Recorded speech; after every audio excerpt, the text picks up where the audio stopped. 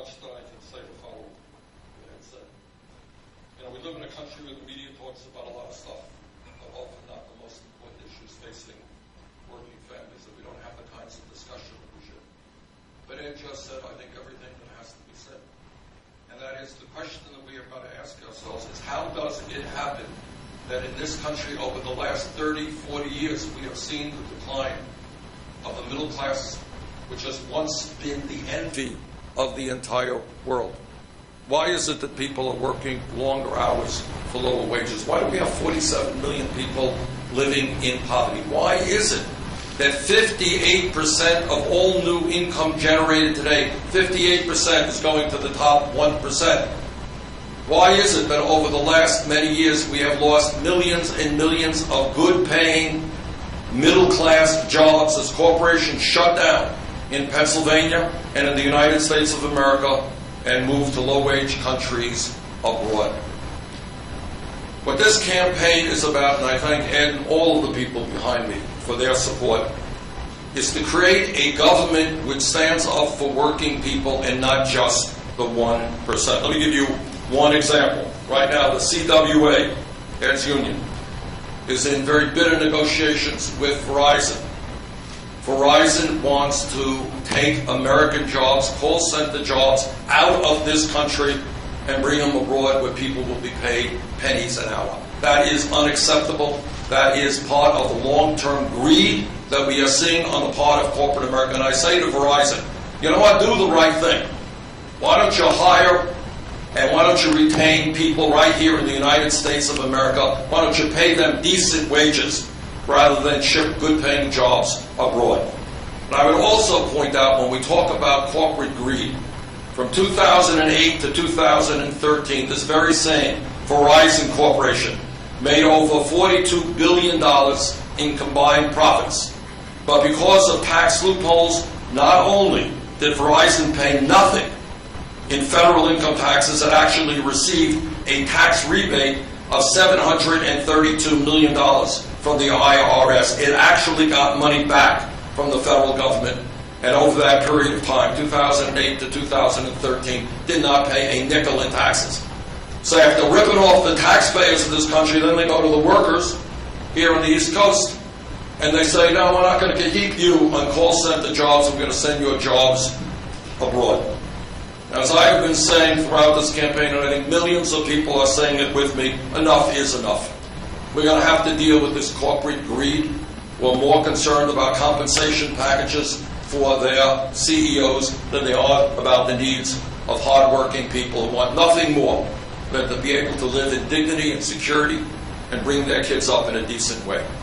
Over the last 30 years, one of the major reasons why the middle class has been disappearing is because of disastrous trade policy. As on that issue, Secretary Clinton and I have very strong differences of opinion. Not only did I oppose NAFTA, I was out on the picket lines with trade unionists in opposition to an agreement that I knew would be a disaster for American workers. I strongly opposed permanent normal trade relations with China, and virtually every other trade agreement, the results of which these trade agreements have cost the workers in this country millions and millions of decent paying jobs, and on top of that have led to a race to the bottom. And that is that workers are threatened with either seeing their jobs go abroad or take cuts in their health care benefits or their wages.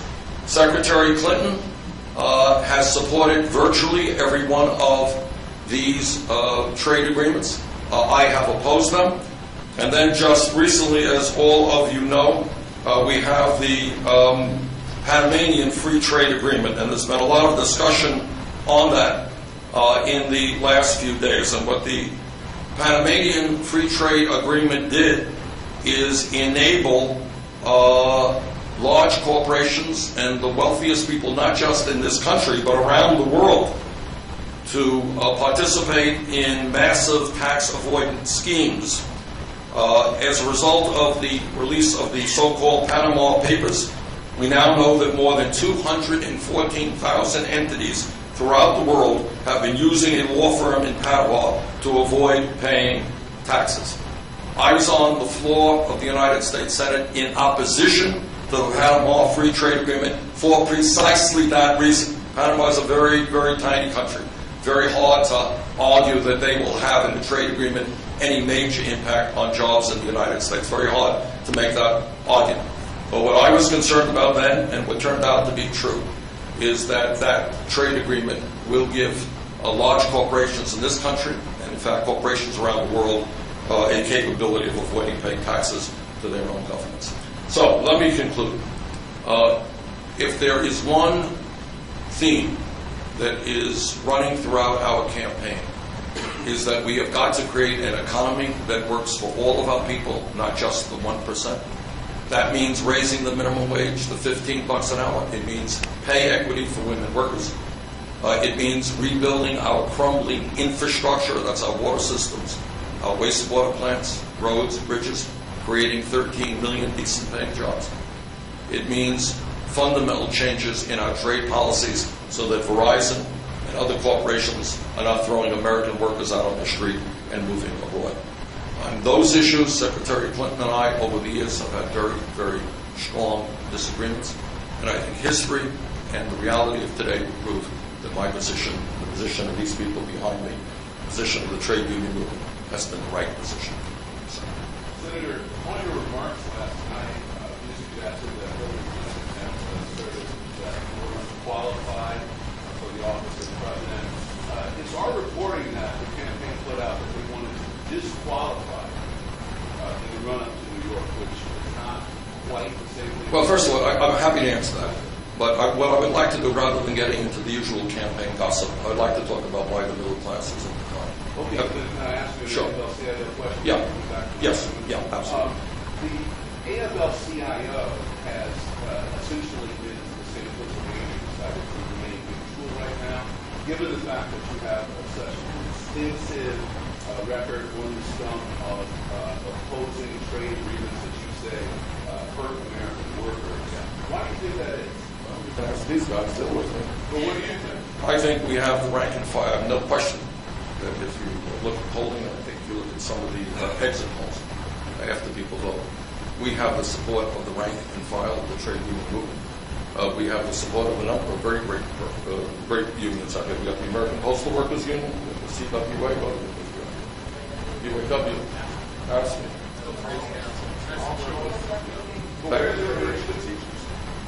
Well, I think, that's politics. And, Secretary Clinton has and her team have put a lot of pressure on leadership. But we're very proud to have the support of millions of trade unionists in this country. Anybody really want to ask me about a question of importance to the American working people?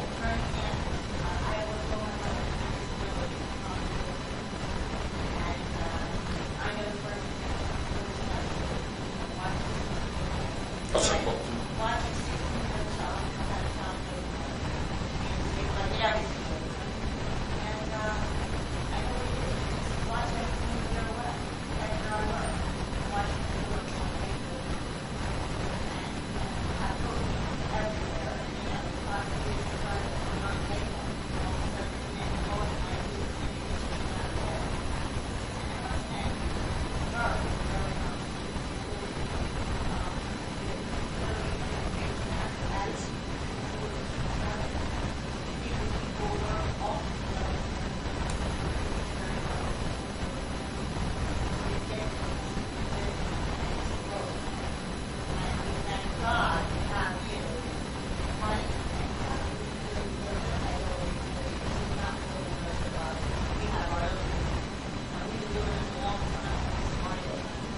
Thank you very much. Any questions on the needs of the middle class of America before we get to political gossip? All right, now what's your political gossip? Okay, what do you got? That's it. What you said last night struck a lot of people because you usually say that the average period, so why do you now Because the Washington Post had a headline which said, quote, Clinton questions whether Sanders is qualified to be president, end of quote. That was what was thrown at me. Now, the other thing is that I believe the Clinton campaign told CNN, and I quote, that their strategy as we go into New York and to Pennsylvania, I guess, is, quote, disqualify him, defeat him, and unify the party later. Now, you know, as I have said a million times, I have desired and I have run an issue-oriented campaign. Now, it's hard because we can see the media is not particularly interested about why the middle class declines, about wage and income disparity. That's not what you're interested in. But we have tried in rally after rally, and many of you have been there, to talk about the most important issues facing the American people. But if Secretary Clinton thinks, you know, that just because I'm from a small state in Vermont, and we're going to come here to New York and go here to Pennsylvania, and they're going to beat us up and they're going to go after us in some kind of really uncalled for way, that we're not going to fight back, but we got another, you know, they can guess again, because that's not the case. This campaign will fight back. So when you have headlines from the Washington Post, quote, Clinton questions whether Sanders is qualified to be president, my response is, well, you know, if you want to question my qualifications, let me suggest this, that maybe the American people might wonder about your qualifications, Madam Secretary, when you voted for the war in Iraq, the most disastrous foreign policy blunder in the modern history of America. People might want to wonder about your qualifications when you supported virtually every trade agreement. Trade agreements which have cost the American worker millions of decent paying jobs. And the American people might want to wonder about your qualifications when you're spending an enormous amount of time raising money for your super PAC from some of the wealthiest people in this country and from the most outrageous special interests. I don't think I have to explain to the American people what Wall Street did to this economy, and yet in her last filing report for her major super PAC, one of several, she raised $15 million from Wall Street. Are you qualified to be president of the United States when you're raising millions of dollars from Wall Street, an entity whose greed, recklessness, and illegal behavior help destroy our economy? So look, let me be clear. This is not the type of politics that I want to get in. I know it's what the media loves. It is not the type of politics that I want to get in. But let me also be very clear. If Secretary Clinton thinks that I just come from the small state of Vermont, we're not used to this, well, we will get used to it fast. I'm not going to get beaten up. I'm not going to get lied about. We will fight back. But I do hope that we can raise the level, and I do hope that now and then the media will choose to talk about real issues. You got a real issue, Nancy? What do you got? No, what I am saying, did you hear what I just said is that she has attacked me for being unqualified. And if I am going to be attacked for being unqualified, I will respond in quiet. So I would hope that we can get away from this. I do have respect for Secretary Clinton. I don't know who in her campaign comes up with these brilliant ideas. But all that I'm saying is I am not going to go into New York. You know, I know that they are getting nervous. They've lost 7 out of the last 8 caucuses and primaries, and I know every day they develop a new approach to the campaign. I gather their approach is again, this is a quote from CNN. Quote, disqualify him, defeat him, and unify the party later. That sounds to me like they're ready to run a very negative campaign. That is not what I want to do. I don't want to do that. But if we are going to be attacked, and my qualifications for president after being in the Congress for 25 years, supporting working people throughout my entire career, standing up to virtually every special interest in this country, they're going to question my qualifications. I think I have a right to question this. Thank you all very, very much. And guys, thank you very much for the fight.